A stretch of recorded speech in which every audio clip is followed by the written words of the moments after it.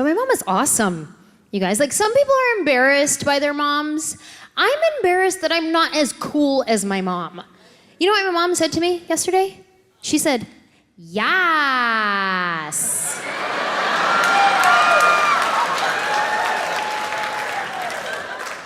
With an A. Like 7 of them. Yas, honey. She's in her 50s, but she thinks she's in her early 40s because we let her be on social media. She loves Facebook and Twitter. She loves Snapchat. Yeah, she likes to do all the different animal filters on her face. But she doesn't actually do anything with them. She'll just record herself going like this.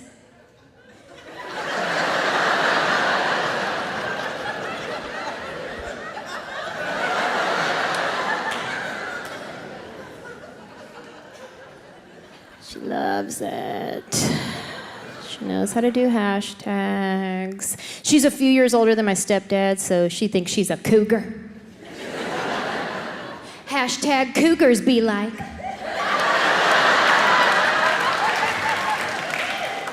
Relax, Mom, you're like 5 days older. Hashtag haters gonna hate. She loves social media, but she doesn't quite understand the whole everyone can see it part of the internet. So she's tweeting things like, "Hey, your sister thinks she might be pregnant again. Don't tell anyone."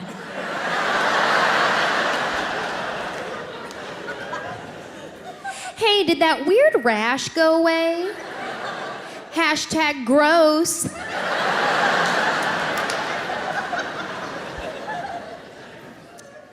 "Have you seen Lisa's baby? Yikes." I was visiting my mom and I got sick, so she was taking care of me, right? But my husband was there too, and he wanted to be the one to take care of me, so he was like, "Babe, is there anything I can do for you?" I was like, "Yeah. Can you move out of the way so my mom could get to me faster?"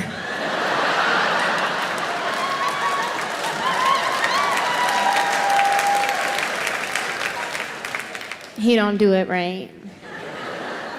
I tried to give him a chance too. I said, "Okay, babe, can you please make me a Theraflu?" He goes, "Okay, how do I do that?"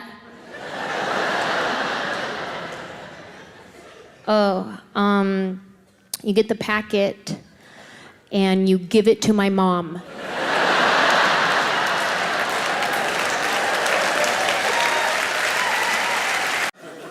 These kids are just running around stealing everything. Everything. I don't know if you saw the footage that went all around YouTube, that was all over the internet, of the girl who looted a sneaker store. Right, she looted a sneaker store. And rather than taking the shoes and getting home, she takes the sneakers, she's trying them on outside the burning store that she just looted. So she's trying on the sneakers like,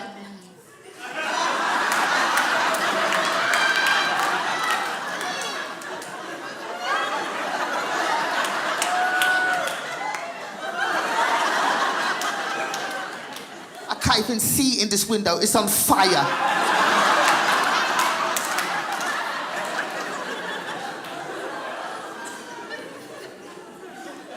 And the thing is, I was watching these riots taking place from America, because I've been living in America the last few years. So I was watching the riots on television and just seeing all this stuff going on. And it was just the weirdest, most surreal thing. And the thing is, my mum has a store in East London selling suitcases and bags and stuff. She has a store. And her store was right in the pathway of the riots. And I was watching it on television, and I was watching all these rioters making their way up the same street that my mum's store was on, right? So I'm ringing my mum from America going, "Mum, get out the shop, get out! The rioters are coming." And my mum is a strong African woman. My mum was like, "No, I am not leaving my shop. I am not leaving my shop. Let the bastards come, let them come, let them come, let them come."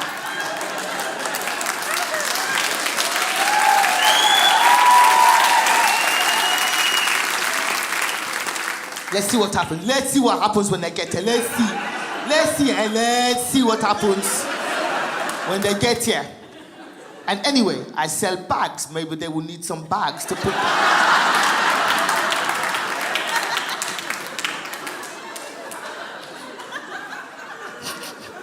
She's a businesswoman. My mother is a businesswoman. So we've had an up and down year. So that was the down part of the year. But we had the Olympics, though. We had the Olympics! Hey! Hey! London! That's my town! London! London! The Olympics was amazing. We pulled it off. It was great. Obviously, my family's African. African countries didn't do particularly well at the Olympics. Again? I don't know if you saw the African rower, the guy from Niger, who came last in the rowing, like really last. He came last by quite a distance.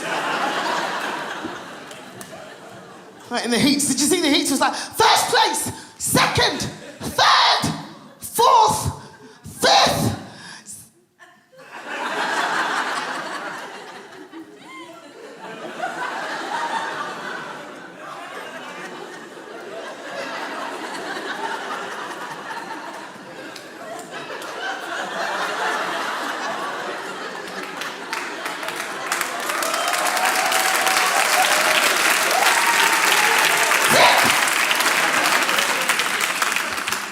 And I'm not gonna lie, you know how on TV shows the mother and daughter become best friends? When she becomes a grown-up? Motherfucking lie. I am trying not to graduate from Chardonnay to cocaine. I am trying. It's me. No one notices how much you drink until you move back home with your family. My mother can tell when I'm pouring grape juice or orange juice. She's like, Jacqueline, it's not even noon yet. Are you pouring wine? You're lucky it's not heroin. I should be high all goddamn day. I live here with you. She's a liar.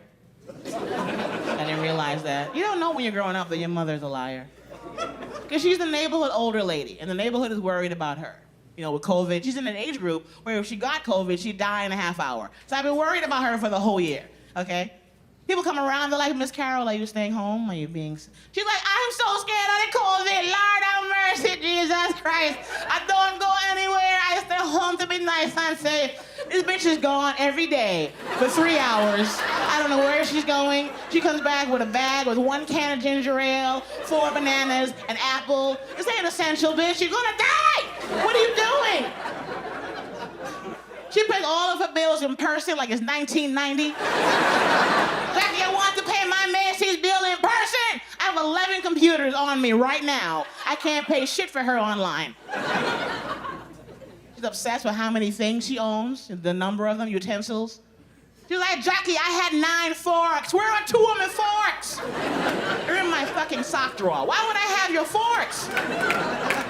So what I do now, I go on Amazon, I bought her 498 forks. I'm not gonna have this fight every day. If she can't find it, I'm gonna order 1,000 of them. She has never tried to speak proper English my whole life. Been here longer than I've been alive. We had a new baby born in our family, new baby boy, new baby cousin. My mom's on the phone with the baby boy on FaceTime, telling him nursery rhymes, I think. She's like, the itchy bitchy spider. That's not how it goes. But she keeps trying. Like, Humpty Dumpty fell off of the wall. And little Miss Muffet eats him. That's 2 stories, and you made them horror stories. None of that shit is right. She's a little bit racist. Because my father, he passed away 4 years ago. And he was the complexion of Lionel Richie. He's a very light-skinned black man. My mother is a very dark-skinned woman. So whenever I'd bring home a man who wasn't light like my father, and mom's like, Jacqueline, your boyfriend is a monkey.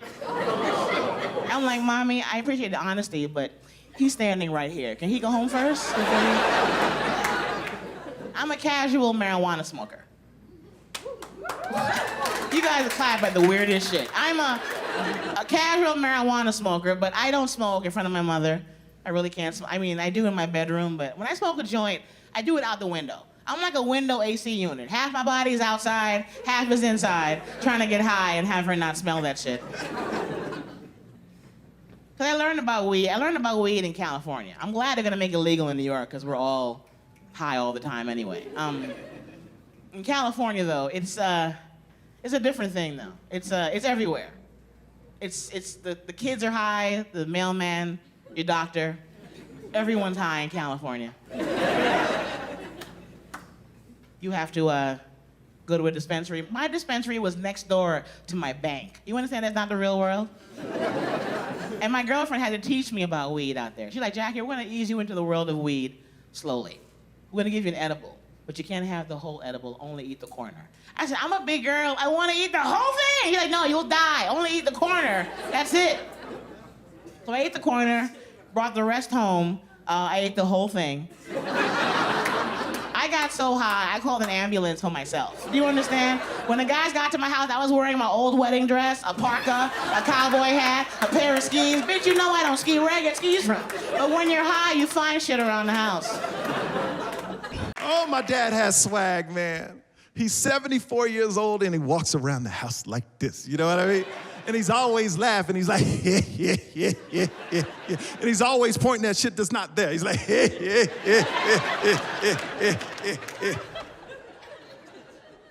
Like, my dad's a special man, you know? Like, he taught me lessons in 5 seconds or less. You know, he didn't sit me down and have long conversations. 9 years old watching cartoons. My dad walks in and goes, son, don't talk about it, be about it, and just left the fucking room.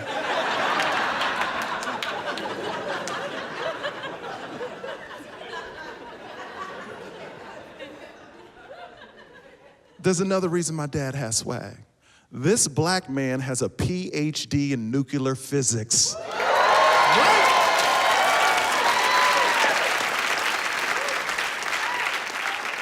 Now I hear the Asian people, oh, okay.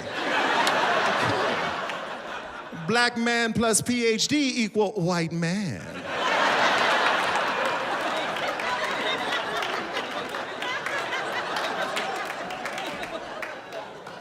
My mom.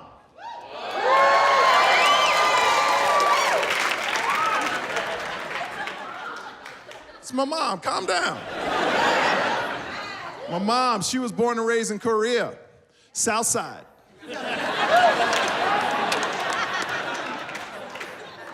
Now we know who doesn't watch the news in this room. But here's the thing about Asian women. They don't have filters. If they think it, they say it, it flies out their mouth. If you don't believe me, go to the airport. They all got masks over their mouths, just walking around, talking shit about people like, oh, you so stupid, you so dumb. Oh, your purse is fake.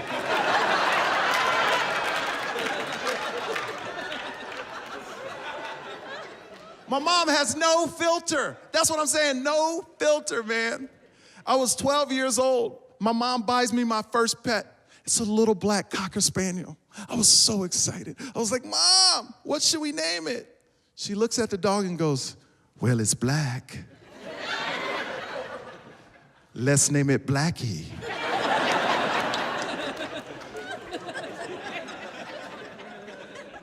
You can't name a black dog Blackie, Mom. That's racist. She go, oh, so funny, so funny. I racist, okay. You know you have black dad, right?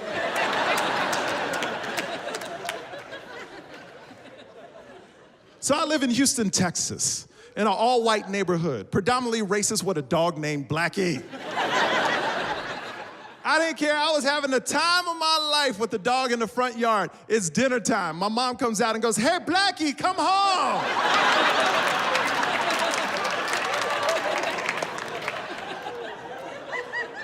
Even the racist white people were like, God damn, that bitch is racist.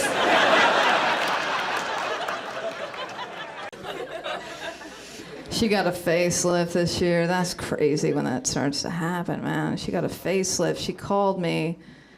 She was like, I got a facelift. And I was like, oh my God, you know, are you okay? And she's like, no, I got it like 3 months ago. And I was like, what? Like, you gotta tell me that shit. I'm like next of kin or whatever, you know, that's, you gotta tell the person next in line that you're going under. That's because what if something happens? You don't know, anesthesia goes awry and then like someone dies. That happens, right? Then I got to like fly out and identify her body and show up like, yeah, I don't know who that is. No idea. Whoever it is, she looks refreshed. Can you stand her up? Because I know she comes up. No, that's weird. That's a weird question. I apologize.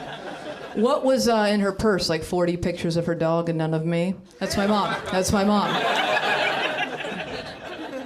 don't know if you know what a facelift is, by the way. A facelift is when they take your fucking face skin and they rip it away from your face.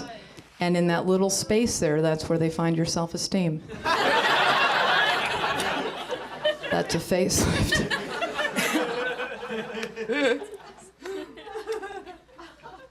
Oh, well, what else about me? I used to live in New York City. Not my fave. Not my favorite place. I like it. I actually love it. I love visiting it. It's great. I understand the appeal. If you can dance, you can make it there and all of that shit. Fantastic, right? But it's never been like, I don't know, when I'm at home in Los Angeles, I never think, you know what? I wish this place was smaller but costs more money. I never think that. Like, New York was crazy. I paid so much money for this little apartment, and every time I showered, it looked like I was hiding. Like I was just like in the corner. And I go, it's gonna get better when I go outside. And you go outside and it smells like shit. It smells like shit. And then you go on the subway and it still smells like shit. And you just want to grab the person next to you and go, guess why it smells like shit here? Guess why? Really just pull them in and just go, 'cause a person shit here.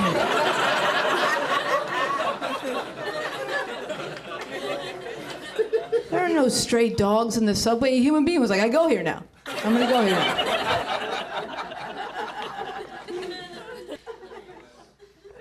I don't know. Last call is too late in New York for me. I'm not responsible enough to handle that shit. I can't do that. 4 a.m. last call. That's irresponsible. That's like, I like a nice 1 a.m., 1:30 last call. When the bartender just says, hey, stop that. And you say, thank you for saving me from myself. I'm gonna get in my car and drive home now. We're all gonna be fine. New York is crazy. It's 4 a.m. If you're drinking at 4 a.m., you should not be out and about with other people. You should be at home alone crying. That's 4 a.m. drinking. And then you're leaving the bar, the sun's coming up, you have to accept that it's tomorrow. It's very sad. My friends be chasing me down the block like, Morgan, you just did 9 shots off a baby, And I just be like, I'm not driving.